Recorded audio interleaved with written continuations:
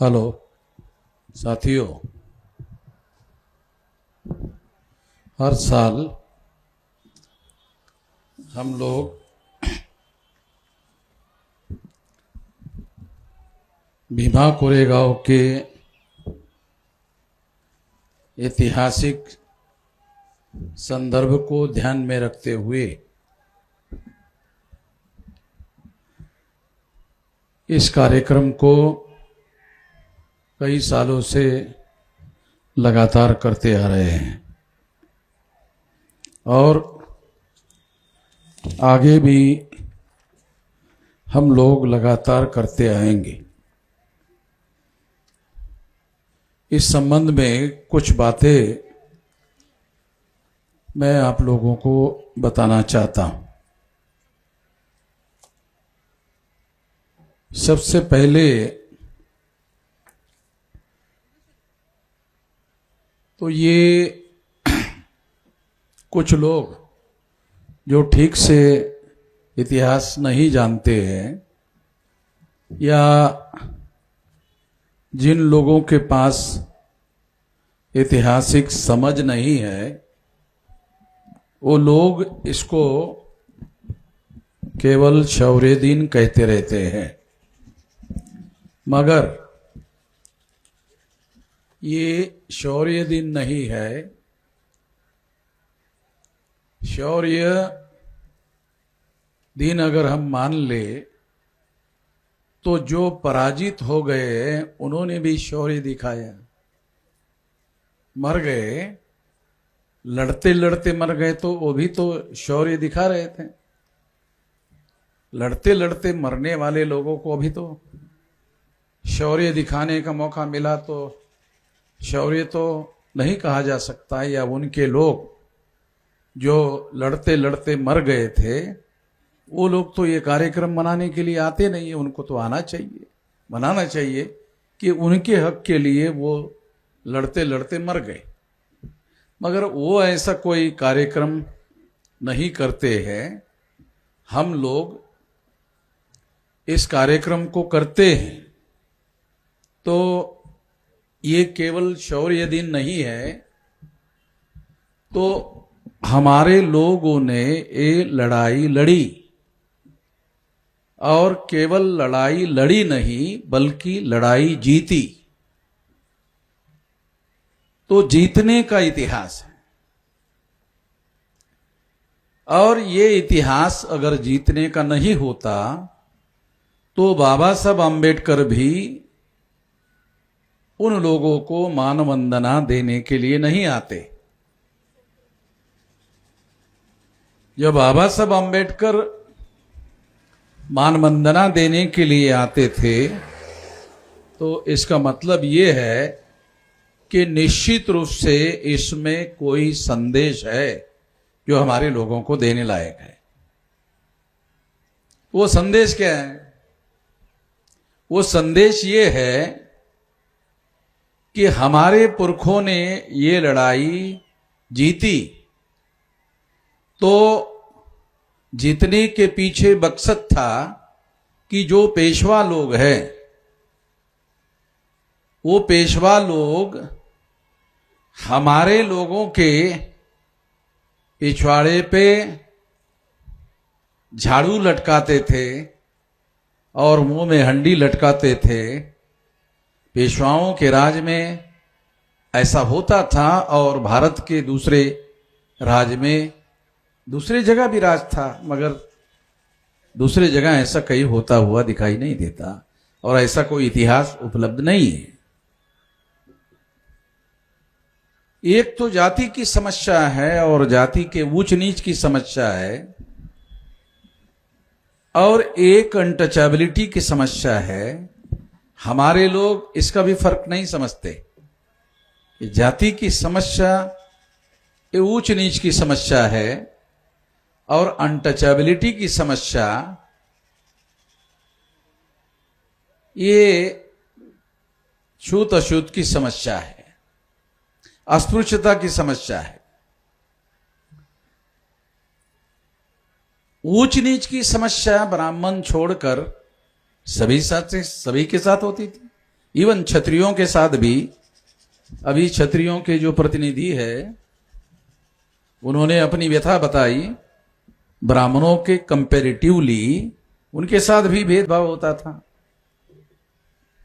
ब्राह्मण उनके साथ भी भेदभाव करता था। तो ये तो जात के अंदर जो ऊंच नीच का भाव है वो क्षत्रियों को भी भोगना पड़ता था। तो क्षत्रियों की जातियां थी, वैश्यों की जातियां थी और शूद्रों की जातियां भी थी। बहुत सारे हमारे पढ़े लिखे लोग हैं, उन लोगों को शूद्रों में और अछूतों में फर्क होता है ये भी समझ में नहीं आता। बहुत सारे लोग शूद्रों को ही अछूत मानते हैं। शूद्र अछूत नहीं है, शूद्र तो टचेबल लोग हैं। महाराष्ट्र में कुणबी, मराठा, ओबीसी ये तो ब्राह्मण धर्म के अनुसार शूद्र माने गए लोग हैं, मगर ये अनटचेबल तो लोग है नहीं। अनटचेबल लोग अलग है। तो जो शूद्र वर्ण था वो बाकायदा चौथा वर्ण था, और अछूत जो है वो चौथे वर्ण में शामिल लोग नहीं थे। ये पढ़े लिखे लोगों को भी समझ में नहीं आता। तमाम पढ़े लिखे लोग जो अछूतों के हैं वो अछूतों में और शूद्रों में घालमेल करते रहते हैं। इसकी वजह से भी समस्याएं हैं। समस्याएं कौन सी है? जागृति की समस्या है। जब आप अछूतों को और शूद्रों को दोनों को घालमेल करते हुए शूद्र मानते रहते हो तो फिर जागृति करने के लिए तो आप लोगों को अलग से सोचना पड़ता है। तो वो सोचने का काम ही नहीं करते तो आप लोग कामयाब कैसे हो सकते हैं? आपके लोगों के पास ज्ञान तो बहुत दूर की बात है, जानकारी का भी अभाव है। ज्ञान और जानकारी में फर्क है, ये भी बहुत सारे पढ़े लिखे लोगों को समझ में नहीं आता। ज्ञान अलग चीज है, जानकारी अलग चीज है। मगर ये फर्क भी हमारे पढ़े लिखे लोगों को समझ में नहीं आता। जो जानकारी सफल हो जाती है, जो जानकारी उपयोग और प्रयोग करने के बाद सफल होती है, वो ज्ञान है। जो जानकारी उपयोग और प्रयोग में ही नहीं लाई जाती, जानकारी है, आपके पास जानकारी है, उसका आप उपयोग और प्रयोग ही नहीं कर रहे, तो आपके पास जानकारी है, उसको क्या छाटने का, क्या करने का, उसका अचार डालने का, उसकी चटनी बनाने का, क्या करने का, क्या उसका। जानकारी को अगर हथियार मान लिया जाए तो हथियार का तो उपयोग और प्रयोग करने में उपयोगिता है, दिखाने में थोड़ी उपयोगिता है। हथियार का उपयोग और प्रयोग करने में उसकी उपयोगिता है, दिखाने में उसकी उपयोगिता नहीं है। तो एक तो जानकारी होती है, एक ज्ञान होता है। ये बात हम लोगों को समझना होगा। ब्राह्मण लोगों ने ये प्रचार किया, जानबूझकर प्रचार किया और जानबूझकर ब्राह्मण धर्म का नाम बदलकर हिंदू धर्म रखा। कब रखा? जब अंग्रेज भारत में आए और अंग्रेज भारत में आने के बाद जब उन्होंने ये देखा कि अब अंग्रेजों के राज में दूसरे लोगों को भी अधिकार मिल सकते हैं, ये बात ध्यान में रखते हुए ब्राह्मणों ने शूद्रों और अछूतों में फर्क करना शुरू कर दिया। छूत और अछूत के बीच में फर्क करना शुरू कर दिया कि जो मराठा है, जो ओबीसी है, वो अछूत नहीं है, जबकि ब्राह्मण मराठा और ओबीसी के भी घर में जाकर खाना नहीं खाता था, अछूतों के घर में तो खाता ही नहीं था, मगर ओबीसी मराठा लोगों के भी घर में नहीं खाता था। तो होता यह है कि केवल अछूत लोग ही ऐसा मानते हैं, उनके साथ भेदभाव होता है। भारत के संविधान के अनुसार जिन अछूतों को शेड्यूल कास्ट कहा जाता है, तो शेड्यूल कास्ट के लोग ही मानते हैं कि केवल उनके साथ ही भेदभाव होता है। गलत बात है।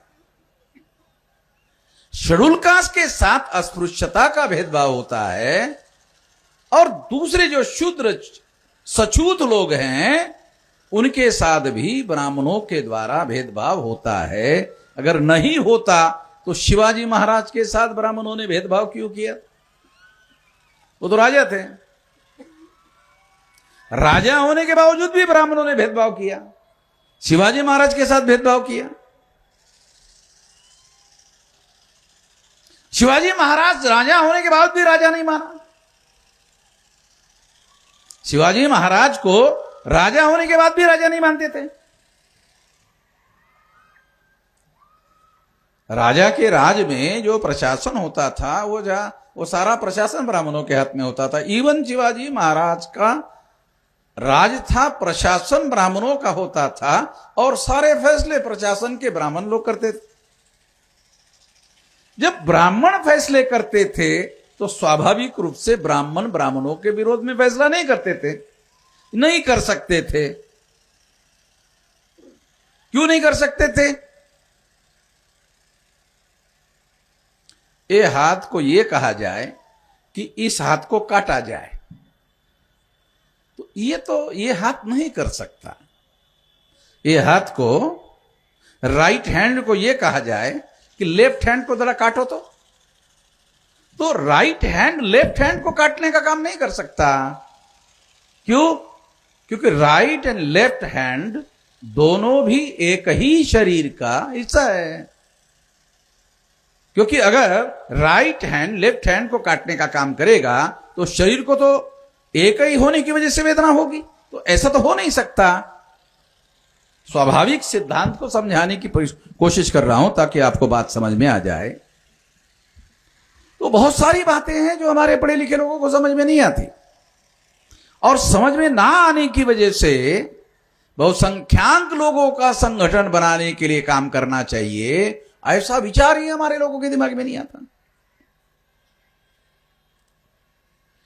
बहुसंख्याक लोगों का जब तक संगठन बनाने का विचार आपके मन में नहीं आएगा तो आचरण कहां से होगा?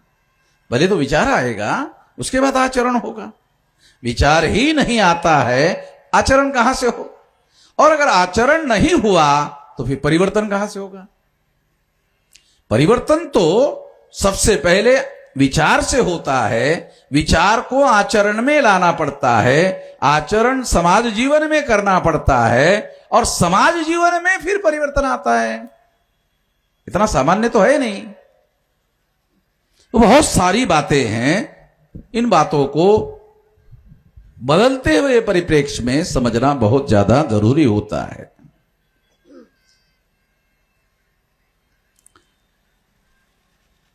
हिंदू धर्म नहीं है। हिंदू धर्म नहीं है। हिंदू धर्म ब्राह्मण धर्म है। कितने लोगों को समझ में आता? और ऐसा समझना क्यों जरूरी है? क्योंकि जब आप ब्राह्मण धर्म को हिंदू धर्म कहते हैं तो ब्राह्मण धर्म को बचाने का काम करते हैं। समझ में भी नहीं आता। अगर आप ब्राह्मण धर्म को ब्राह्मण धर्म कहोगे तो ब्राह्मण और बहुजन अलग अलग हो जाएगा। तो पहले तो आपको ब्राह्मण और बहुजन को अलग अलग करने का हुनर सीखना होगा। अगर ये हुनर नहीं है तो बहुजन को जागृत करने का, इकट्ठा करने का, और फिर बहुजन की संगठित शक्ति निर्माण करने का, फिर संगठित शक्ति का उपयोग और प्रयोग करके परिवर्तन करने का कहां से होगा? दिमाग में पहले बदलाव लाना पड़ता है, अपने ही दिमाग में बदलाव लाना पड़ता है। अगर अपने ही दिमाग में बदलाव नहीं लाते हो तो फिर समाज में कहां से बदलाव आएगा? बदलाव तो पहले अपने दिमाग में लाना पड़ता है, फिर जाके समाज में बदलाव आता है। तो सबसे पहले धर्म के संदर्भ में ये समझना जरूरी है,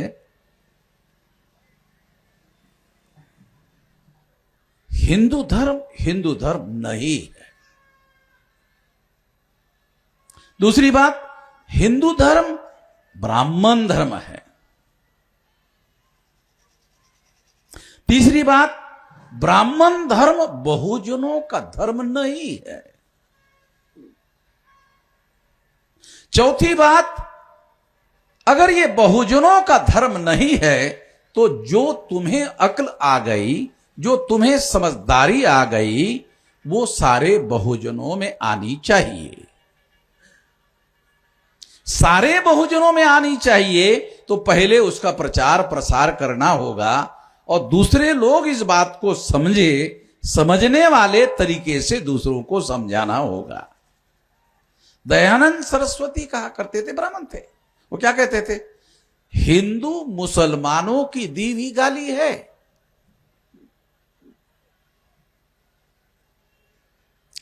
अगर हिंदू शब्द से लोगों को अलग करना है, ब्राह्मण भी हिंदू शब्द का उपयोग ना कर सके तो होशियारी से उपयोग करने का हुनर चाहिए। तो पहले इस बात का प्रचार करो जो दयानंद सरस्वती ने कहा, हिंदू मुसलमानों की दी हुई गाली है। इस बात का प्रचार करो। आरएसएस के लोग हिंदू शब्द उच्चारण करना बंद कर देंगे। क्यों? वो इसलिए बंद कर देंगे कि लोग बोलेंगे, अरे ये तो ब्राह्मण लोग हमको हिंदू कहकर गाली दे रहे। तो जो हमारा मूल निवासी बहुजन समाज है या ओबीसी है, वो ब्राह्मणों के विरोध में खड़ा हो जाएगा। तो ब्राह्मणों के विरोध में ओबीसी खड़ा हो गया तो फिर तो ब्राह्मण 3.5 सेग्रीगेट हो जाएगा। तो ब्राह्मण तो इतना गधा है नहीं, ब्राह्मण इतना गधा है नहीं जो अपने से अपने को सेग्रीगेट कर लेगा। इतना आसान तो है नहीं ना, इतना तो बहुत ज्यादा कोशिश करने के बाद संभव नहीं हो रहा है। तो अपने से कर लेगा तो ऐसा तो संभव नहीं। तो दयानंद सरस्वती कहते हैं हिंदू मुसलमानों की दी हुई गाली है।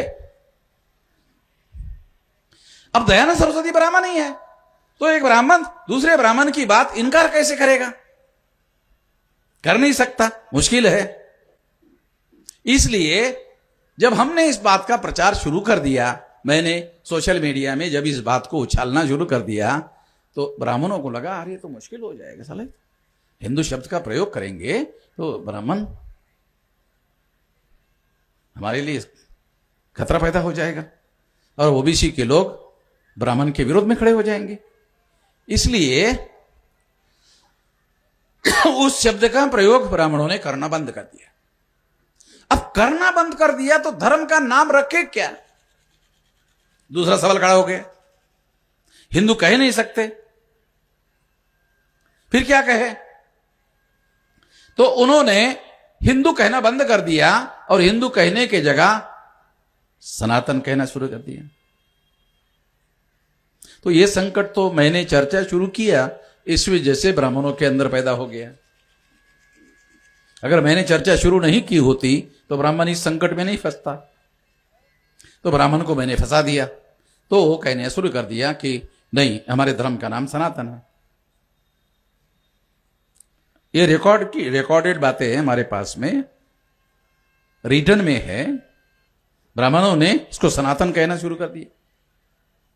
तो हमने कहा भाई सनातन शब्द संस्कृत भाषा का नहीं है। सनातन जो शब्द है वो संस्कृत भाषा का नहीं है। सनातन शब्द तो पाली भाषा का है।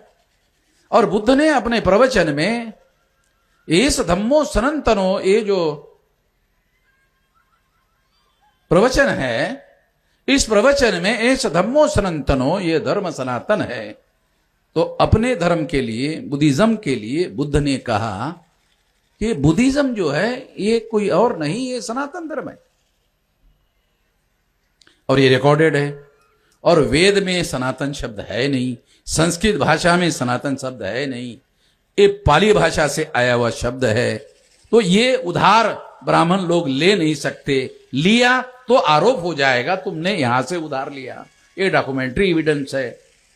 तो जो लोग अपने को पंडित कहते हैं, बुद्धिमान कहते हैं, वो गधे साबित हो जाएंगे। कम से कम दूसरे लोग, आप लोग उसको गधा नहीं कहेंगे ब्राह्मण को, तो मतलब मैं तो कहूंगा गधा, तुम साले नालायक और गधे लोग, सारी दुनिया वाले तुम लोगों को पंडित कहते हैं, बुद्धिमान कहते हैं, मगर मैं तो कहता हूं तुम गधे लोग हो। तुम्हारे पास शब्द भी तुम्हारा नहीं है, तुम बुद्धिस्ट लोगों का शब्द सनातन यूज कर रहे हो, ये शब्द भी तुम्हारा नहीं है, क्योंकि ये बुद्ध के प्रवचन में ऐसा धम्मो सनातनो, जो पाली भाषा का प्रवचन है, उसमें ये शब्द है। तो वहां पर उनके सामने संकट खड़ा हो जाता है। अब सनातन भी नहीं कहे तो कहे क्या, एक सवाल खड़ा हो जाता है। ये ब्राह्मण तो नाम विहीन हो जाएंगे, तो प्रचार करेंगे कैसा? प्रचार करना पड़ता है ना। जैसे किसी पौधे को बड़ा करना है तो उसको पानी देना पड़ता है।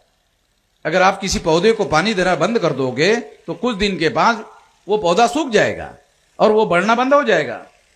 तो पानी, किसी सिद्धांत का प्रचार लगातार अगर करोगे तो वो उसका खाद पानी है, प्रचार बंद हो जाएगा।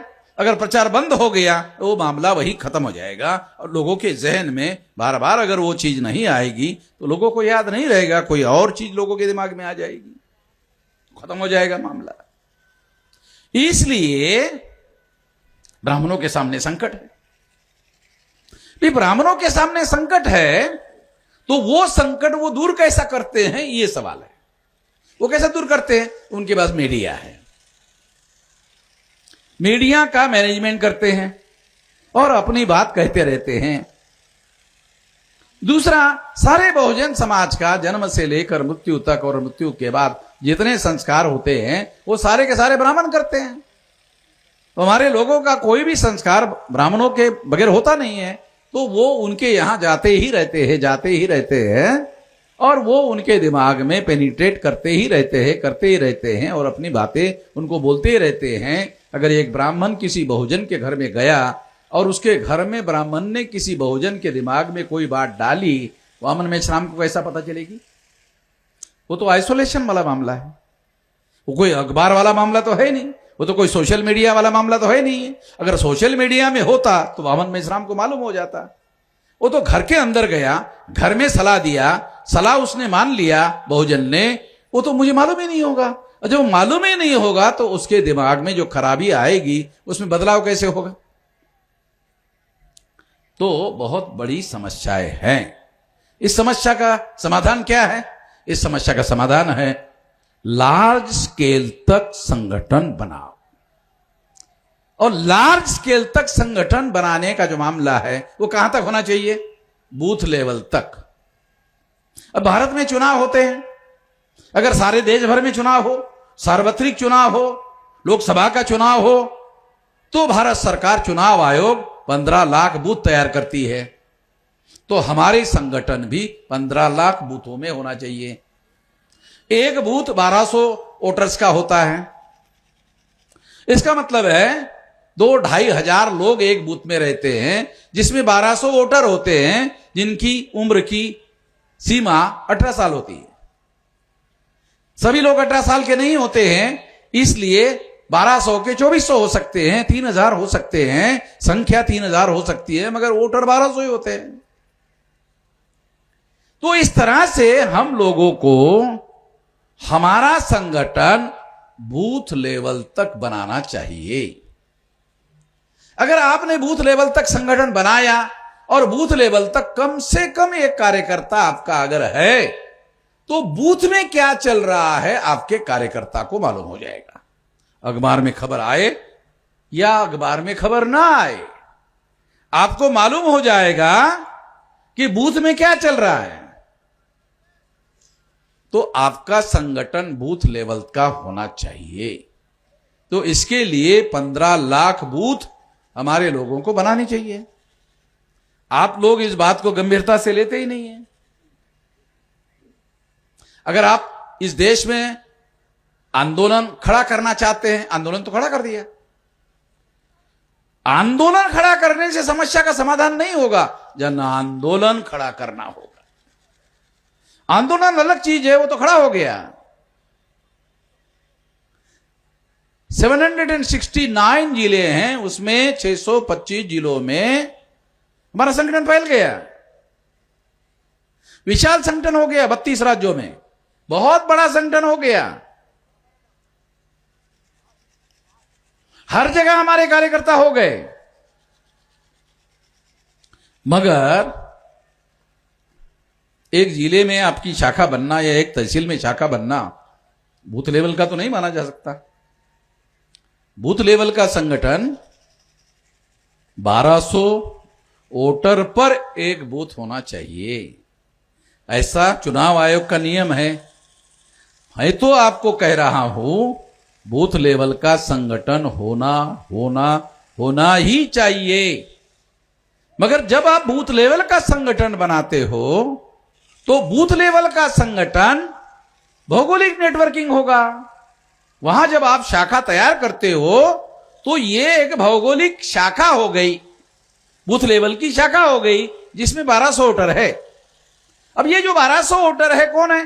शेड्यूल कास्ट है, मोस्ट बैकवर्ड शेड्यूल कास्ट है, एक्सट्रीम बैकवर्ड शेड्यूल कास्ट है, शेड्यूल ट्राइब है, मोस्ट बैकवर्ड शेड्यूल ट्राइब है, एमबीसी है, ओबीसी है, इनसे कन्वर्टेड माइनॉरिटीज है, मुस्लिम है, सिख है, ईसाई हैं, बुद्धिस्ट है, जैन है, लिंगायत है।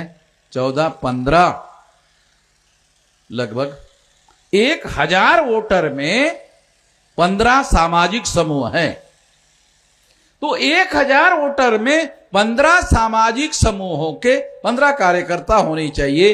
एक सामाजिक समूह में एक कार्यकर्ता होना चाहिए। अगर आपने ऐसा किया तो बूथ का संगठन तो होना ही चाहिए, बूथ के अंदर सामाजिक समूह का संगठन होना चाहिए।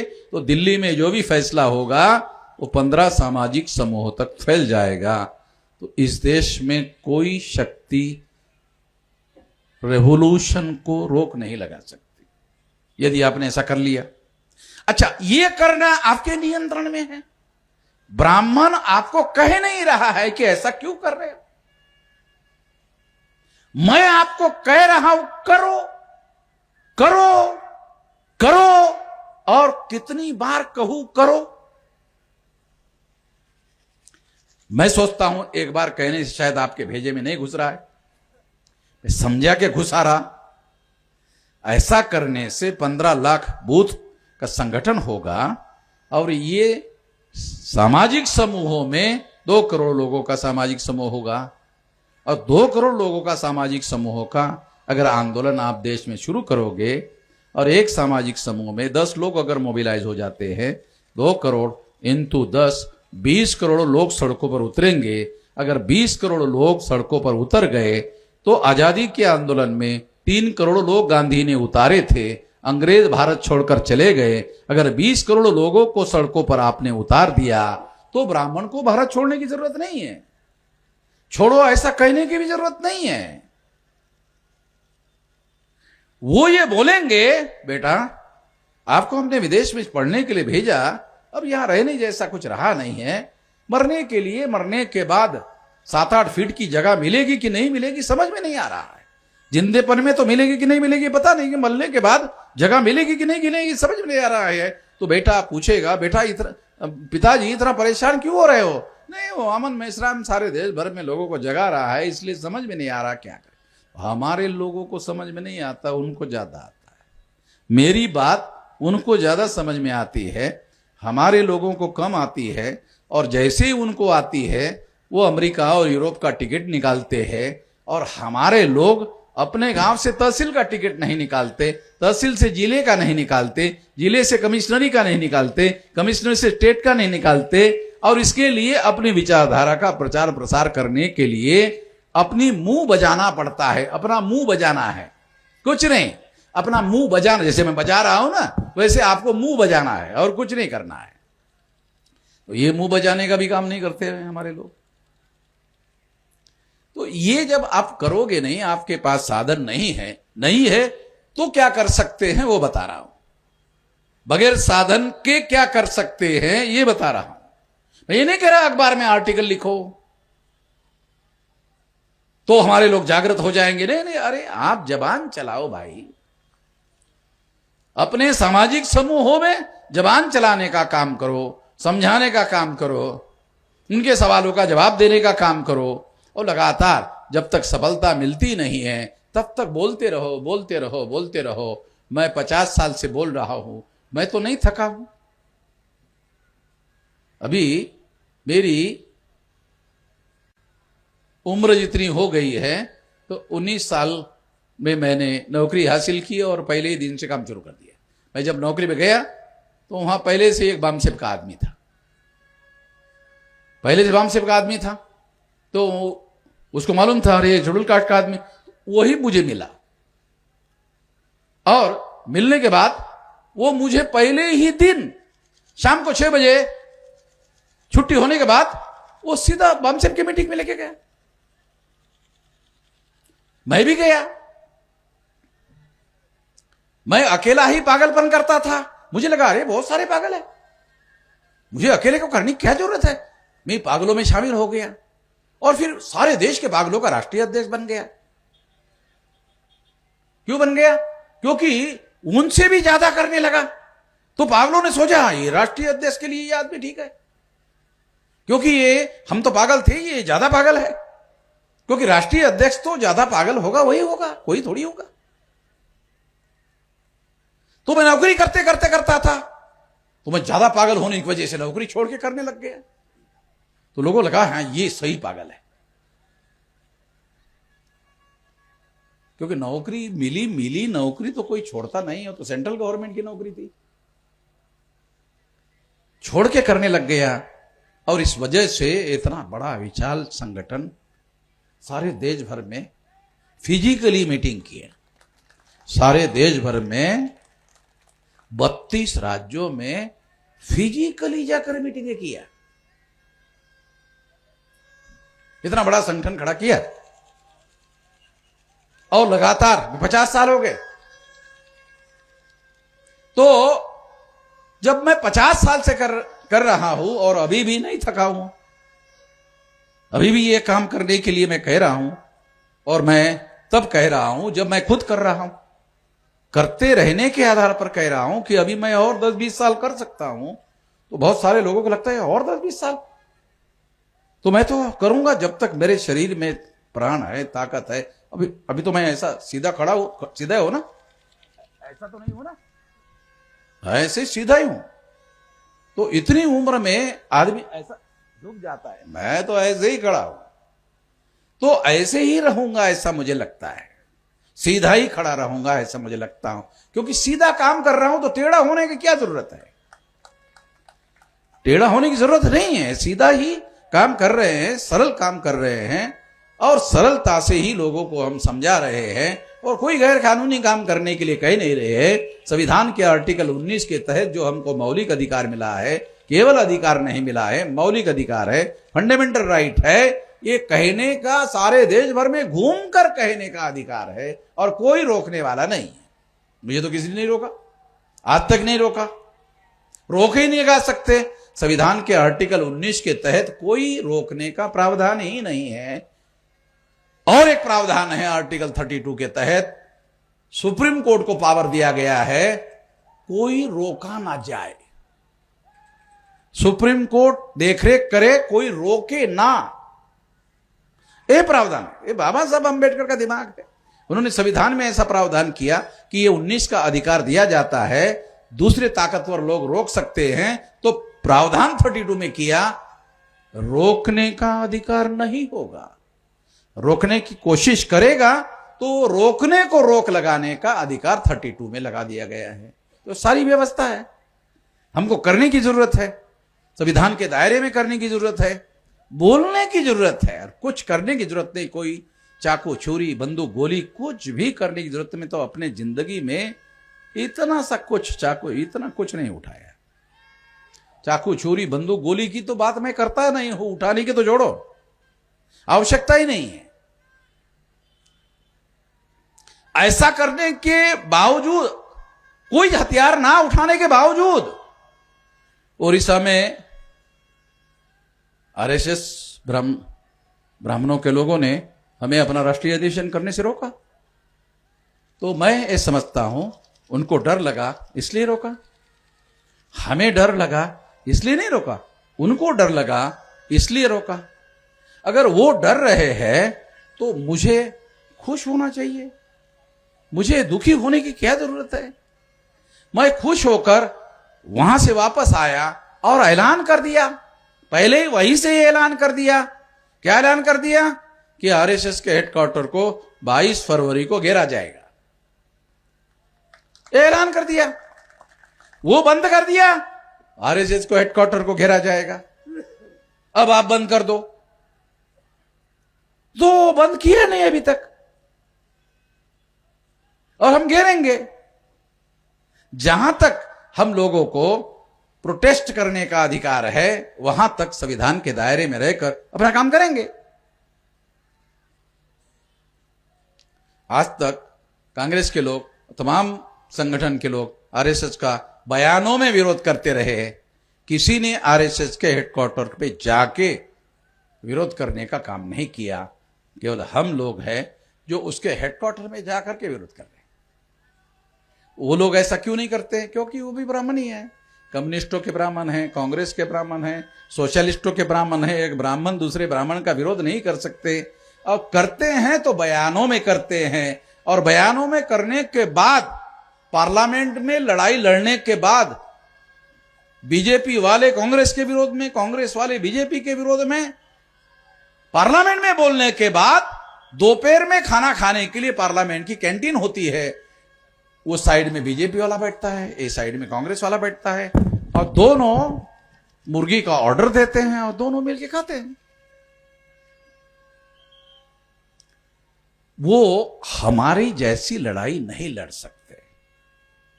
वो तो हमें लड़ाई लड़ रहे हैं ये दिखाने का सॉन्ग करते हैं, दिखावा करते हैं, ताकि हम लोगों को लगे कि नहीं हमारी लड़ाई लड़ रहे हैं। वो हमारी लड़ाई नहीं लड़ रहे हैं, न लड़ सकते हैं। वैसे भी हम लोगों को स्वोद्धार का रास्ता अपनाना चाहिए, स्वतः का उद्धार करने का रास्ता अपनाना चाहिए। हमारा उद्धार कोई और करेगा इस पर हमको यकीन क्यों करना चाहिए? अगर यकीन किया होता तो फिर संगठन का निर्माण काहे के लिए करते? आत्मोद्धार का, स्वतः का उद्धार करने का रास्ता हमने अपनाया, इसलिए स्वतः का संगठन बनाया। तो अपना संगठन बूथ लेवल तक और बूथ से नीचे जो सामाजिक समूहों की बात मैंने आपको बताई, अगर आप लोग निर्धारित कर लो जितने हैं उतने, तो साल भर में ही हो जाता है। अपने अपने जिले में करना है, अपने अपने कार्यकर्ताओं को लेकर एजेंडा बना के करना है। जो मैंने आपको बताया, जिले में जाके 10-20 कार्यकर्ता के बीच में चर्चा करो और 10-20 कार्यकर्ताओं को साल भर का कार्यक्रम बनाओ, 3 महीने का कार्यक्रम बनाओ, और हर हफ्ते सैटरडे संडे की छुट्टी में जाओ। डेली भी मत जाओ, सैटरडे संडे की छुट्टी में। और मेरे जैसा कोई पागल आदमी है तो शाम के समय भी जा सकते हो। पागल होना जो जरूरी है। जिंदगी में जो लोग सफल होते हैं वो अपने मकसद के प्रति पागल होते हैं। पागल कौन होते हैं? मतलब कपड़े फाड़ने वाले पागल नहीं बोल रहा हूं। पागल वो भी होते हैं जो अपने ही कपड़े फाड़ते हैं, तो देखने वाले अरे पागल है, अपने ही कपड़े फाड़ रहा है। दूसरे के कपड़े फाड़ने वाला और अपने कपड़े फाड़ने वाला, ये तो फर्क है ना। तो अपने कपड़े फाड़ने वाले को लोग बोलते हैं पागल है। मैं उस पागलपन की बात नहीं कर रहा हूं। सेंसिबल पागल, दिमाग का पागल। दिमाग का पागल क्या करता है? वो 8 घंटे काम नहीं करता, वो कभी जरूरत पड़ा तो 14 घंटे करता है, 16 घंटे करता है, और कभी कभी आवश्यकता पड़ी 24 घंटे करता है, 24 घंटे लगा देता है। तो समय का सारा मामला समय का है कि आप अपने जिंदगी का कितना समय जो रिसोर्स है वो परिवर्तन करने में लगाते हो। समय एक रिसोर्स है। आपके पास बुद्धि है, आपके पास हुनर है, आपके पास रिसोर्सेस है, तमाम किस्म के रिसोर्सेस है, आपके पास समय नहीं है, क्या होगा? कुछ नहीं होगा। समय सबसे ज्यादा मूल्यवान समय है। सारे रिसोर्सेस समय में कंसंट्रेट करने पड़ते हैं, समय लगाना पड़ता है। जितना ज्यादा समय लगाओगे उतना ज्यादा जल्दी परिवर्तन होगा। ये काम हमको करना चाहिए, ये काम पर हम लोगों को ध्यान देना चाहिए। ये बात मैं खास तौर पर आप लोगों को कहना चाहता हूं। साथियों,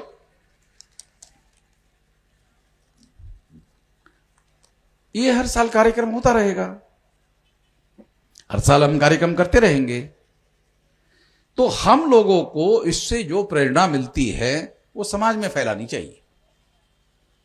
क्या प्रेरणा है? तो पेशवा ब्राह्मण और हमारे मूल्यवासी लोग, इनके बीच में लड़ाई हुई।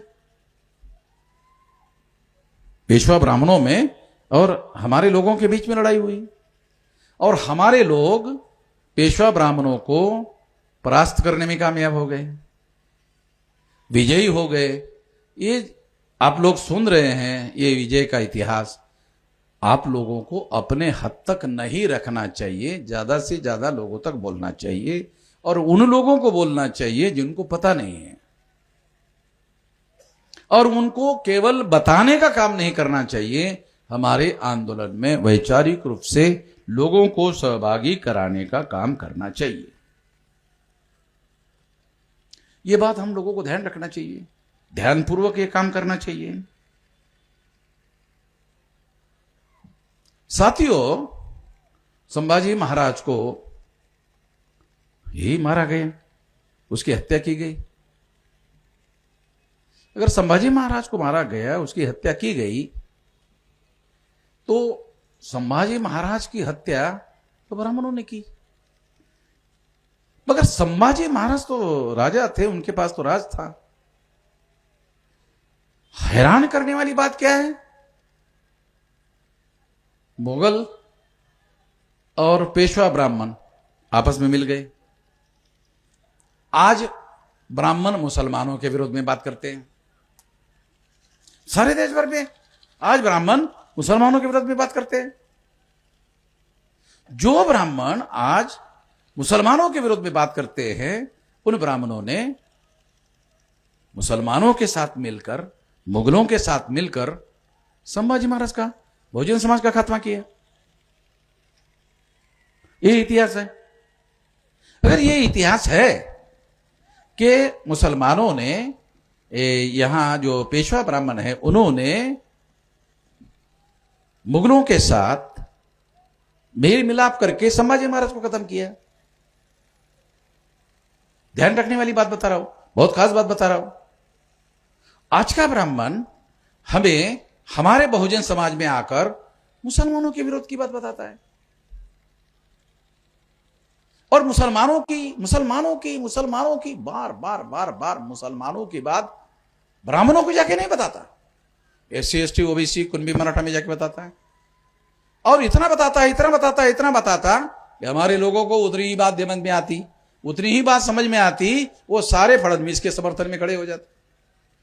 अगर फडणवीस के समर्थन में SC ST OBC Kunbi Maratha समर्थन में खड़े नहीं होते, मुख्यमंत्री होता क्या महाराष्ट्र का? नहीं हो सकता था। हमारे ही लोगों ने उसका समर्थन किया।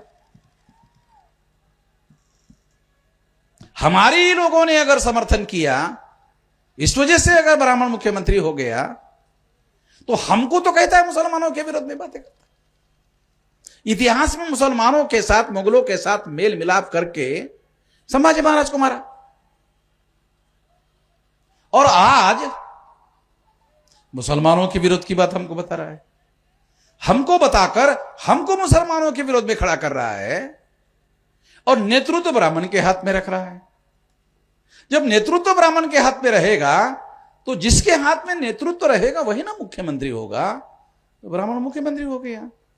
हमको मुसलमान के विरोध में खड़ा किया, और हमने एक ब्राह्मण को मुख्यमंत्री बना दिया।